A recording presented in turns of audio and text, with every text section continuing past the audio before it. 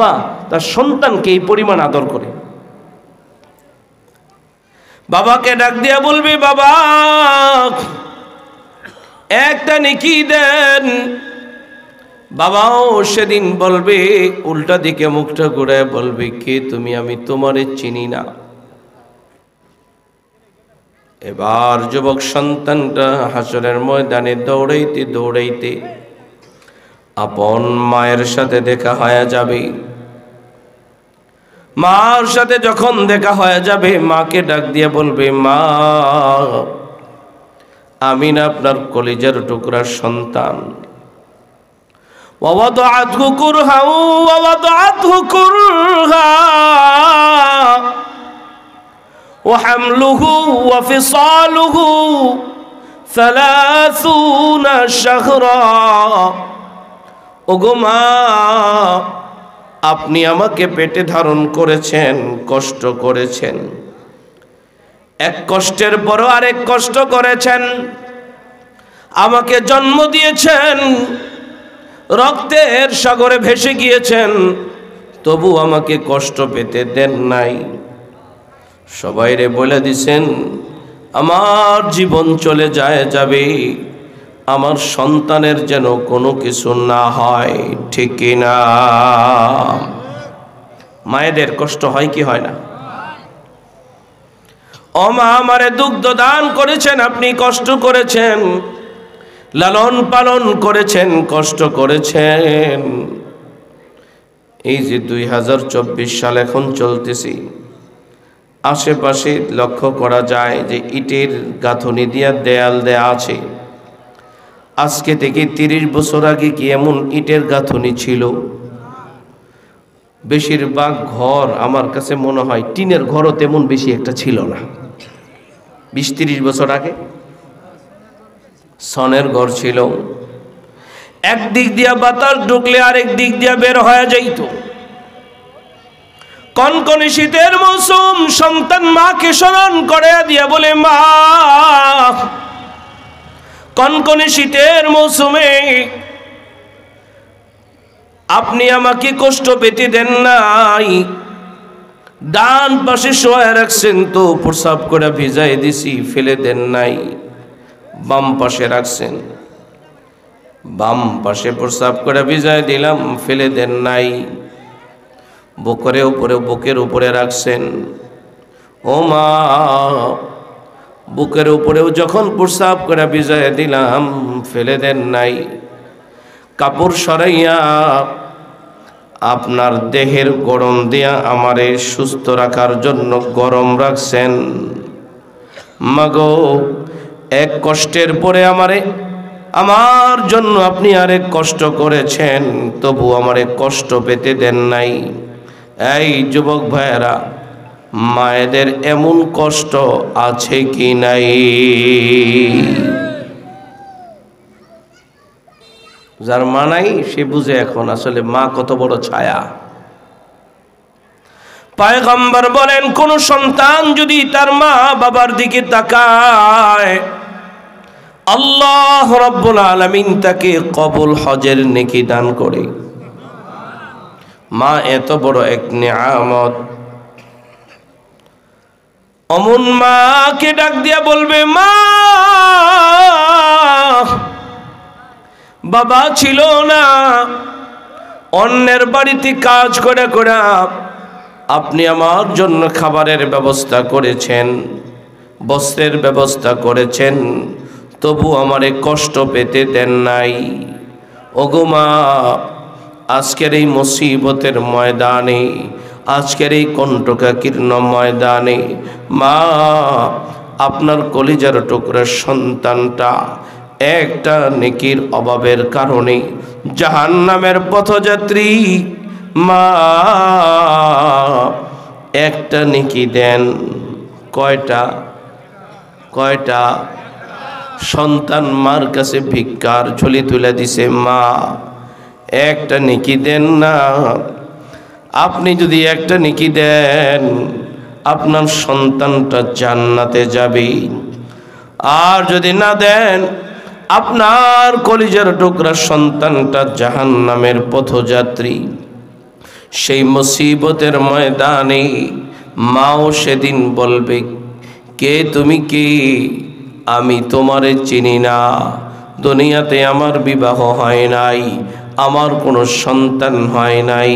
মুখটা ঘুরাইয়া উল্টা দিকে ফিরা পলায়ন করতে থাকবে। এই যে হাসরের ময়দানের চিত্রটা আল্লাহ রাব্বুল আলামিন কোরআনুল কারীমে সূরাতুল আবাসার মধ্যে বলেন, ইয়াউমা ইয়াফিরুল মারউ মিন আখিহি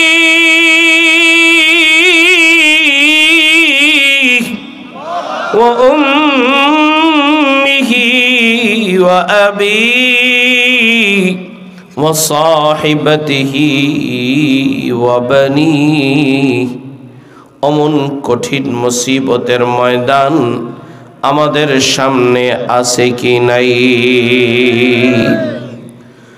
অমন কঠিন মুসিবতের ময়দানে হাসরের মাঠের এক কোণায় একদল মানুষ দাঁড়ায় থাকবে, যেই মানুষগুলোর হাতের মধ্যে একটা করে পতাকা থাকবে, যেই পতাকার মধ্যে লেখা থাকবে আলহামদুলিল্লাহ। জবান খুলে বলেন কি লেখা থাকবে? সবাই বলে নাই, সবাই বলেন নাই, এখনো বলে নাই সবাই। বাদাম খাইলে বলবে কিভাবে? এই কথা বললে উঠে চলে যাও, কেন কথা বলো তোমরা? যারা বাদাম খাচ্ছেন বাদাম খাওয়া বন্ধ করেন।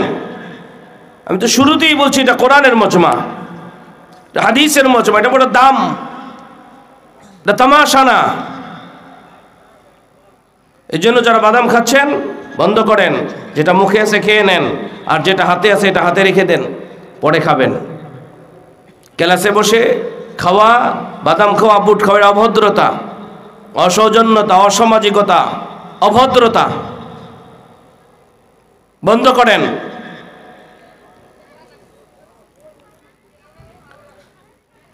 ওই হাসরের ময়দানে মাঠের এক কোণার মধ্যে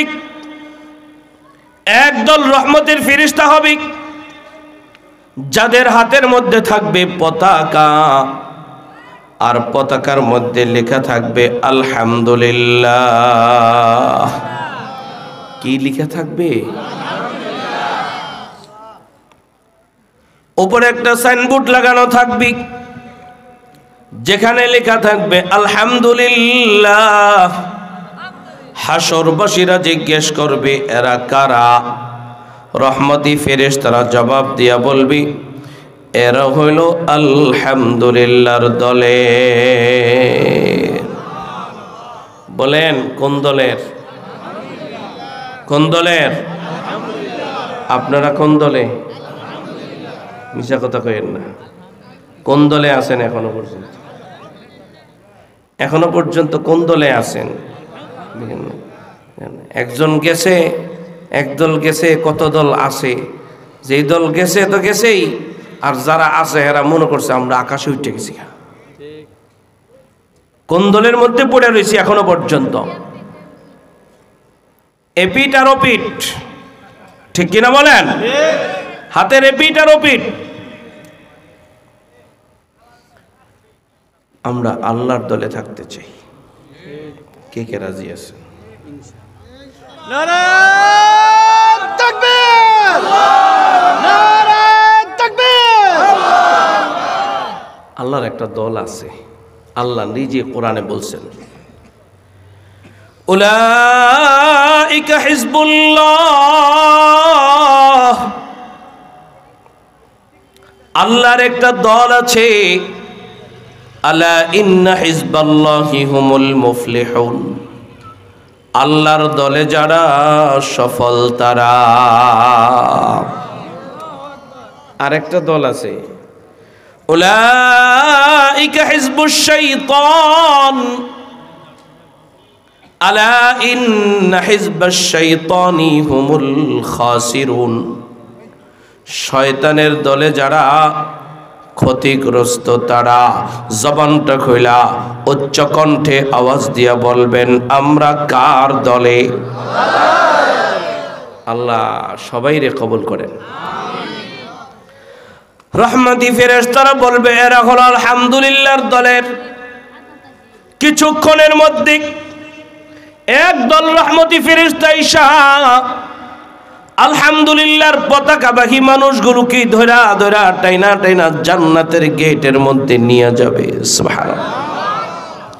আল্লাহ রাব্বুল আলামিন বলেন ওয়াসিকাল্লাযীনা ইত্তাকাউ রাব্বাহুম ইলাল জান্নাতি যুমারা حتى إذا جاءوها وفتحت أبوابها وقال لهم خزنتها سلام عليكم طبتم فادخلوها خالدين। রহমতি ফেরেশতারা মানুষগুলোকে ধৈরা ধৈরা টাইনা টাইনা জান্নাতের গেটের মধ্যে নিয়া জান্নাতি রক্ষী ফেরেশতাকে ডাক দিয়া বলবে, ও জান্নাতি রক্ষী ফেরেশতা রেজওয়ান দারোগা, তাড়াতাড়ি জান্নাতের গেটটা খুলে দাও। তোমার গেটের মধ্যে কারা আসছে? শুধুমাত্র গেট খুলে দিলে হবে না, তাদেরকে সালাম জানাও। সালাম জানাইলে হবে না, অভিবাদন জানাও।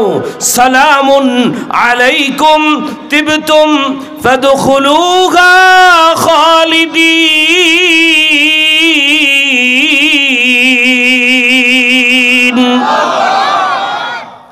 জান্নাতের গেটটা খুলে দেওয়া হবে, সালাম জানানো হবে, অভিবাদন জানানো হবে। আলহামদুলিল্লাহর সাইনবোর্ডধারী মানুষগুলো জান্নাতের ভিতরে প্রবেশ করে ফেলবেন। জান্নাতের ভিতরে প্রবেশ করার পরে এই মানুষগুলো জান্নাতের ভিতরে আল্লাহ রাব্বুল আলামিনের শুকরিয়া আদায় করতে যাইয়া সর্বপ্রথম যেই শব্দটা, যেই বাক্যটা উচ্চারণ করবে সেই শব্দটাই হলো আলহামদুলিল্লাহ। আল্লাহ রাব্বুল আলামিন বলেন ওয়াকালুল হামদুলিল্লাহ। আল্লাহু আকবার। তাহলে জান্নাতের সর্বপ্রথম শব্দ কি? মুফাসসিরিন কেরাম এই আয়াতের ব্যাখ্যায় লেখেন, দুনিয়াতে আলহামদুলিল্লাহ বলবে যারা, জান্নাতে আলহামদুলিল্লাহ বলবে তারা। সুবহানাল্লাহ কইতেন। শুধুমাত্র তারা জান্নাতে বলবে না, হাসরের ময়দানে আলহামদুলিল্লাহর সাইনবোর্ডধারী হইয়া রহমতি ফেরেশতার মাধ্যমে টাইনা টাইনা জান্নাতের গেটের মধ্যে যায়া জান্নাতি রক্ষী ফেরেশতার সালাম পাইয়া অভিবাদন পাইয়া জান্নাতে প্রবেশ করবে আর আলহামদুলিল্লাহ বলার সুযোগ পাওয়া যাবে। তাহলে জান্নাতে আলহামদুলিল্লাহ বলতে চাই কি চাই না? এক কথায় দুনিয়াতে আলহামদুলিল্লাহ বলবে যারা, জান্নাতে আলহামদুলিল্লাহ বলবে তারা, ঠিক না? তাহলে আমার শুরু কথা এইভাবে কমপ্লিট 1 ঘন্টার ওয়াজ তো আপনাদের মুখস্থ থাকবে না। এই কথাটুকুন মুখস্থ করে নেন। আলহামদুলিল্লাহ বলবে যারা, বলেন আলহামদুলিল্লাহ বলবে যারা জান্নাতে যাবে তারা। আলহামদুলিল্লাহ বলবে যারা জান্নাতে যাবে তারা। আপনারা সবাই কেমন আছেন? কই সবাই তো কইল না। সবাই কেমন আছেন? এই শুধু জুয়ানরা বলেন, বুড়ারা কেন না। কেমন আছেন? এবার বুড়ারা কন কেমন আছেন? জুয়ান করতে নেই, এখন বুড়া গাছ এখনো বেশি। তাহলে আমার এতক্ষণ আলোচনার নিমিত্তে 1 নম্বর সবক হলো, জীবনের চলতি পথে আমাকে আপনাকে কোনো ভাই যদি জিজ্ঞেস করে কেমন আছেন, কি বলবো? এখনই বলে না, এখনই বলে না। যেই ছাত্র ক্লাসে পড়ে না ও ক্লাসের বাইরে পারে না ফেল, এখনই বলে না, ভাব ধরে বসে রয়েছে। আমাদের এলাকাতে, সব এলাকাতে কিছু বয়োজ্যেষ্ঠ থাকে, কিছু যুবক এরা ভাবে থাকে। আবার কিছু নানা দাদাও আছে গোমড়া মুখ্যা, নাতিগুলোকে একটু হাসেও না, আছে না? হ্যাঁ, একটু ভাব ধরেছে, একটু দামি মানুষ, একটু ভাব ধরে। ওই মিয়া, আল্লাহর নামের ক্ষেত্রে কোনো ভাব নাই, তো ফেসাদ করে লাভ কি? তো ভাব ধরে লাভ কি? করে নির্দ্বিধায় নিঃসংকোচে সমস্ত প্রশংসা কার? কেমন আছে? সবকটা দেখলাম ঠিক মতো আদায় হচ্ছে কিনা, কিন্তু এরপরেও দুই একজন বলে না, কারণ আমি ছোট বাচ্চাদের শিক্ষক, তো ছাত্ররা একসাথে বৈশা যখন পড়ে, সব ছাত্র পড়ে না, মাঝে মাঝে কথাও কয়, কায়দার দিকে তাকায় থাকে আর দুইজনে মিললে কথা কয়, গল্প করে। তো শিক্ষক, এটা ঠোঁট নড়াটা, এটা কি পড়ার ঠোঁট নড়া নাকি কথা বলার ঠোঁট নড়া, এটা কিন্তু শিক্ষক বুঝে, ঠিক না? কোনটা পান খাওয়ার ঠোঁট নড়া আর কোনটা বাদাম খাওয়ার ঠোঁট নড়া, এটা আমি এখান থেকে বুঝি। কেমন আছেন? মনে থাকবে তো? এটা বাসায় নিবেন তো? আগামীকালকেই সকালবেলা যারা চার দোকানে বসবেন, বৈশা এই ওয়াজটা করবেন।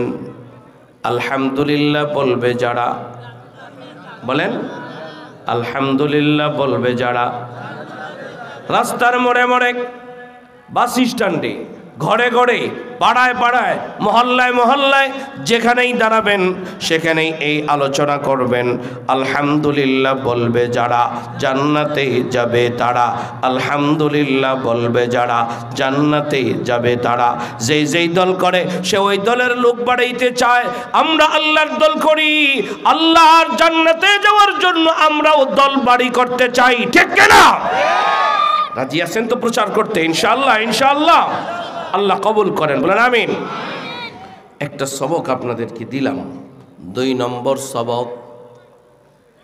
পয়গম্বর বলেন, প্রত্যেক দিন সকালবেলা যে ব্যক্তি 100 বার সুবহানাল্লাহ, 100 বার আলহামদুলিল্লাহ পড়বে, যে ব্যক্তি প্রত্যেক দিন বিকেল বেলা 100 বার সুবহানাল্লাহ, 100 বার আলহামদুলিল্লাহ পড়বে, আল্লাহ রাব্বুল আলামিন তাকে 100 কবুল হজের নেকি দান করবেন। এটা 2 নম্বর ফজিলত, আবার 2 নম্বর সবক।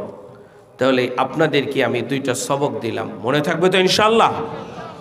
আর ফজিলত আমি এখন আর বলবো না, কারণ আলহামদুলিল্লাহর ফজিলত বলতে গেলে সারা রাত চলে যাবে, ঠিক কিনা? কোরআনুল কারীমের প্রথম সূরা সূরাতুল ফাতিহা, প্রথম আয়াত, আলহামদুলিল্লাহি রাব্বিল আলামিন, আছে কিনা?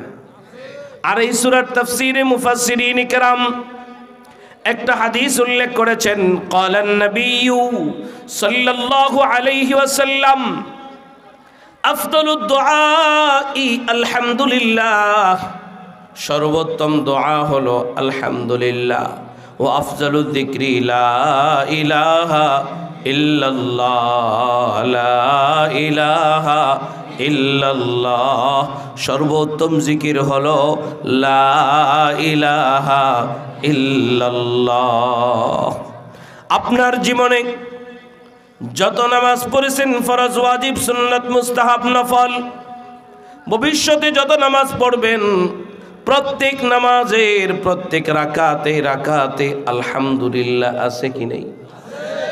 আমার আগে যারা এই চেয়ারে বসছেন প্রত্যেকেই আলহামদুলিল্লাহ বলতে বলছেন কি বলেন নাই? কিয়ামত পর্যন্ত যারা এমন মাহফিলের স্টেজে বসবে সবাই আলহামদুলিল্লাহ বলতে বলবে কি বলবে না? আপনার মসজিদের খতিব সাহেব প্রত্যেক জুমাবারে আলহামদুলিল্লাহ বলতে বলে কি বলে না? বোঝা যায় আলহামদুলিল্লাহর গুরুত্ব আছে কি নাই। মাদ্রাসায় পড়লে এই আলহামদুলিল্লাহ শিখায়, আলহামদুলিল্লাহ শিখায়, থাক থাক থাক, মাদ্রাসায় পড়লে এই আলহামদুলিল্লাহ শিখায়, ঠিক না? আলহামদুলিল্লাহর কি ফজিলত? আলহামদুলিল্লাহ বললে জান্নাতে যাওয়া যায়, তার মানে মাদ্রাসায় পড়লে জান্নাতে যাওয়ার মন্ত্র শিখানো হয়, ঠিক কি না? মানে আল্লাহ জানে কোন দিকে যাবেন, ইসকনের দিকে যাবেন না মাদ্রাসার দিকে যাবেন। ইসকন জাহান্নামের দিকে টানে, উগ্রবাদীর দিকে টানে, জঙ্গিবাদের দিকে টানে, ঠিক কি না? আর মাদ্রাসা শান্তির দিকে টানে, জান্নাতের দিকে টানে, আল্লাহর দিকে টানে। আল্লাহ আমাদেরকে কবুল করেন, বলেন আমিন। তাহলে দুইটা সবক আমি আপনাদের কাছে দিলাম। আমি খুতবার মধ্যে যে আয়াত তেলাওয়াত করেছি ওই আয়াত থেকে কিছু আলোচনা করব কি? আউযু বিল্লাহি মিনাশ শাইতানির রাজীম। বিসমিল্লাহির রহমানির রহিম। ومن أعرض عن ذكري فإن له معيشة ضنكا ونحشره يوم القيامة أعمى।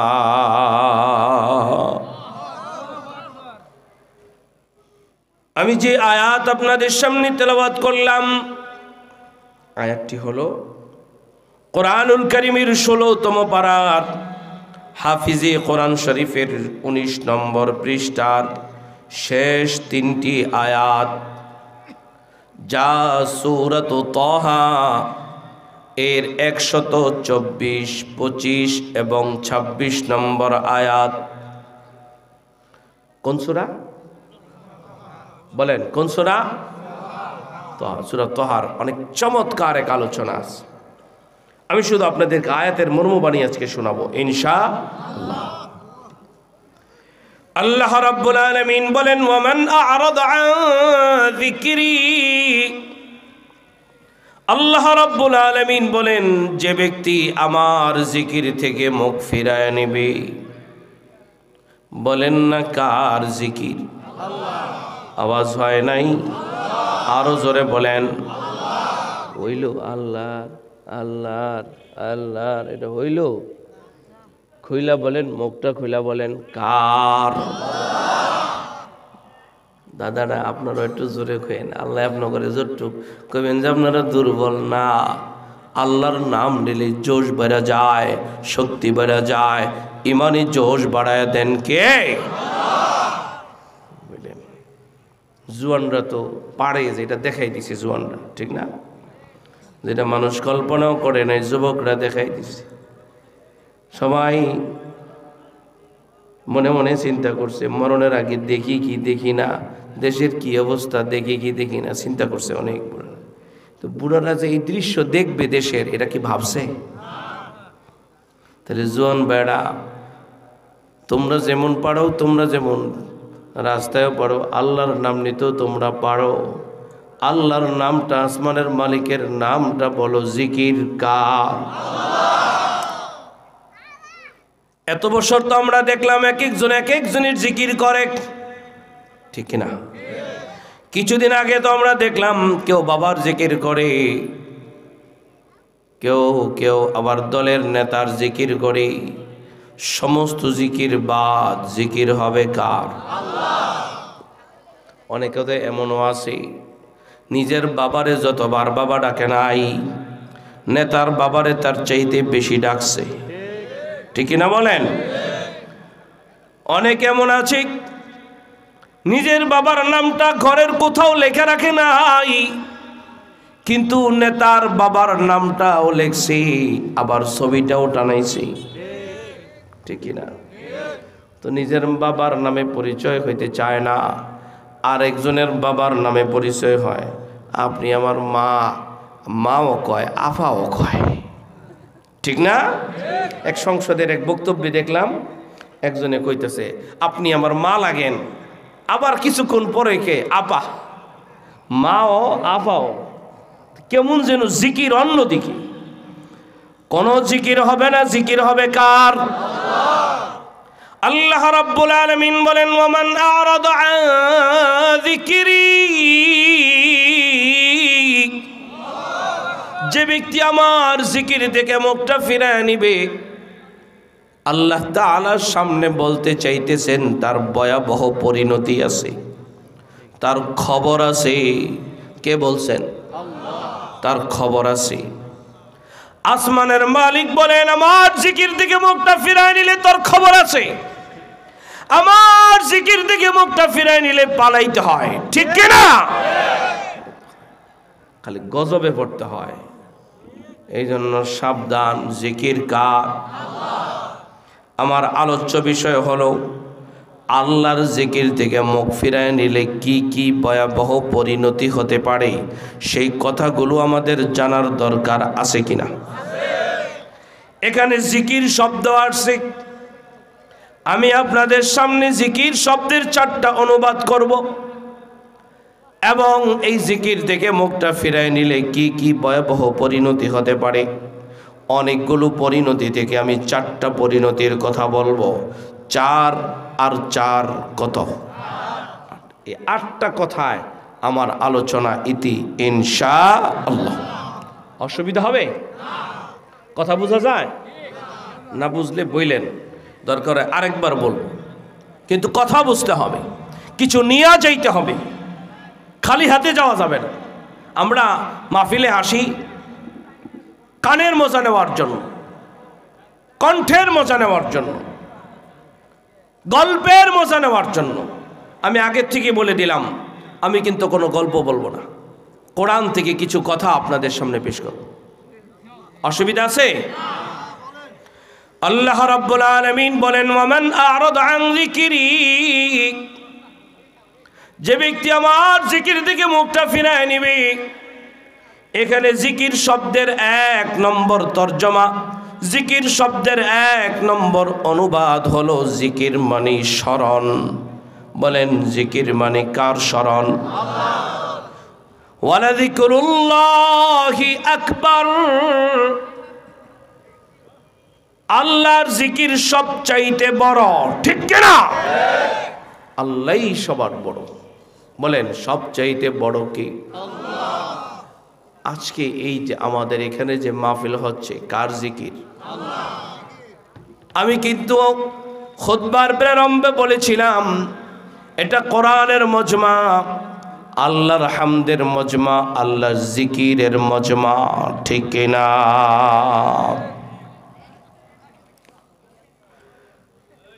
আল্লাহ রাব্বুল আলামিন বলেন ওয়াজকুর ইসমা রাব্বিক, তুমি তোমার রবের নামের জিকির করো। বলেন না দিল থেকে আমাদের রবের নাম কি? দিল থেকে বলেন না কি? আল্লাহ রাব্বুল আলামিন বলেন ইয়া আইয়ুহাল্লাযীনা আমানু যকুরুল্লাহ, ও ঈমানদারেরা আল্লাহর জিকির করো। বলেন না কার জিকির? কতবার করবা, কতবার করবা? আল্লাহ নিজেই বলে দিতেছেন যিকরান কাসীরা, অনেকবার। বলেন কতবার? যার কোনো সংখ্যা নাই, যার কোনো আদদ নাই, যার কোনো হিসাব নাই, অনেকবার অনেকবার, বারবার বারবার। কার নাম? আল্লাহকে যদি বলেন আল্লাহ, কখন কখন তোমারে ডাকবো? আল্লাহ রাব্বুল আলামিন বলেন ওয়াসাব্বিহুহু বুকরাতাও ওয়া আসীলা। আল্লাহ তাআলা বলেন সকাল বেলাও আমার নাম, বিকেল বেলাও আমার নাম। জবান খুলে বলেন সকাল বেলা কার নাম? সবাই বলেন না কেন? বলেন না কেন? কার নাম?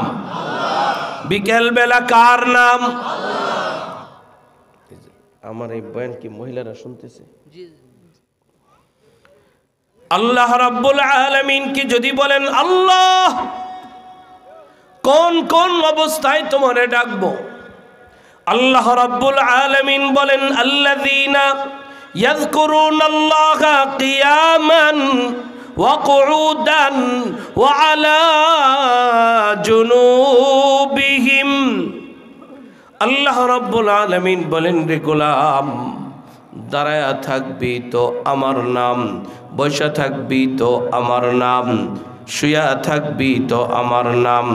এক কথায় সর্ব অবস্থায় কার নাম? মনে থাকবে?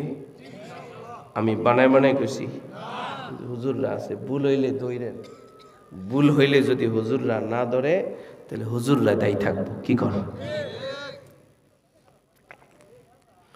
আল্লাহ রাব্বুল আলামিনকে যদি বলেন আল্লাহ, আর কখন কখন তোমারে ডাকবো? আল্লাহ রাব্বুল আলামিন বলেন ফাসবির আলা মা ইয়াকুলুনা ওয়াসাব্বিহ বিহামদি রাব্বিক ক্বাবলা তুলুইশ শামসি ওয়া ক্বাবলা গুরুবিহা। সূর্য ওঠার আগে আল্লাহর নাম, সূর্য ডোবার পরেও কার নাম? ومن آناء الليل,